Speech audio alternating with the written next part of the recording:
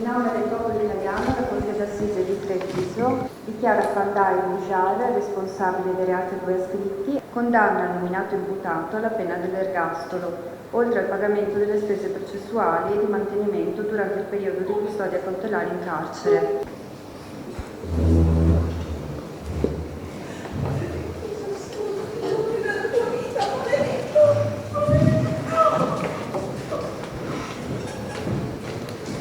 Sono le frasi di mamma Roberta, rivolta al killer della figlia, a tagliare il silenzio calato dopo la pronuncia della Corte d'Assise di Treviso. Per il 41enne kosovaro Bujar Fandai, il massimo dunque della pena. Lo stesso pubblico ministero aveva chiesto 28 anni di carcere. Era il 19 dicembre del 2023 quando l'uomo si introdusse nell'abitazione a Riese Pio X di Vanessa Ballan, all'epoca 26enne e incinta del secondo figlio, uccidendola a coltellate. Premeditazione, revenge porn, porto abusivo d'armi, solo alcune delle aggravanti contestate e che sicuramente hanno pesato nella condanna all'ergastolo, anche se bisognerà attendere le motivazioni. Non ci aspettavamo nulla di diverso, francamente.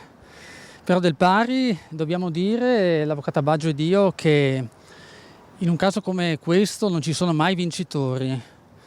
Abbiamo un imputato che ha perso la libertà, abbiamo una famiglia che ha perso una madre, una figlia, una compagna, una sorella.